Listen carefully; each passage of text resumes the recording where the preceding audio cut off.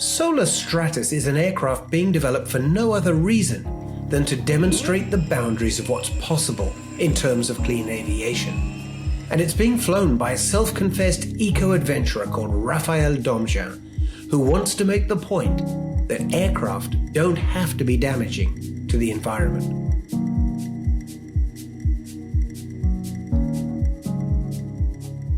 The goal of this project was really to try to reach the stratosphere, to go to the edge of space, to see the curve of the planet, but only powered by the sun, in order to do this without any CO2.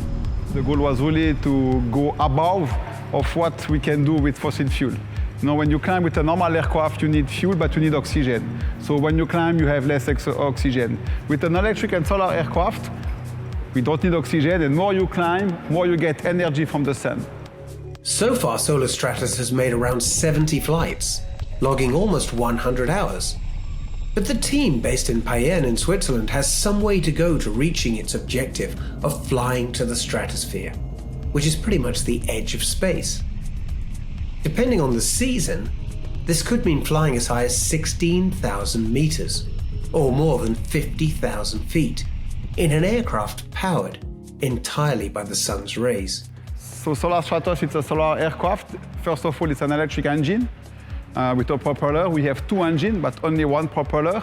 And we have 22 coils of solar cells on the wings and on the horizontal tail. And this energy is going from the cells directly to the engine. And if we have more than what we need, this energy is going to the battery to recharge the battery. And if we have no sun, we can use what we have inside of the battery to fly without sun or by night, as an example.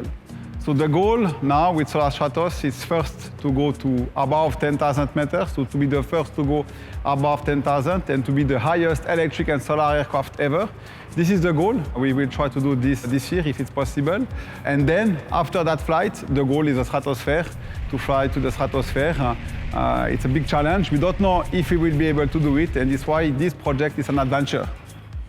Raphael Domjan is already the first person to have ever skydived from an electric aircraft. He started flying gliders at the age of 15 and had a pilot's license before he could drive a car. With oxygen supplies and wearing a spacesuit, he and his fellow pilots are building up to flying higher in pursuit of the goal to get into the stratosphere.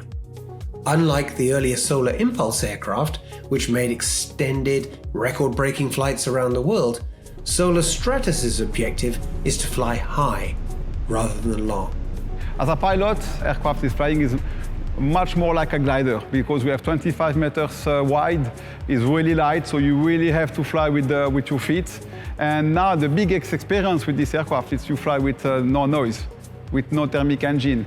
And what is crazy, when you go back, when you stop to climb and you start to go down, then you can see that you are recharging your battery.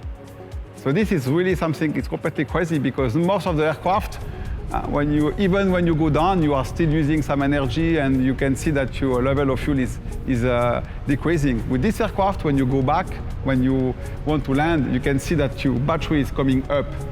And this is a really nice feeling, I tell you. You can really say, okay, I am flying just with the power of the sun now. Raphael Domjan is clear that he sees no commercial potential in solar energy for flying, beyond being a source of power for ground equipment.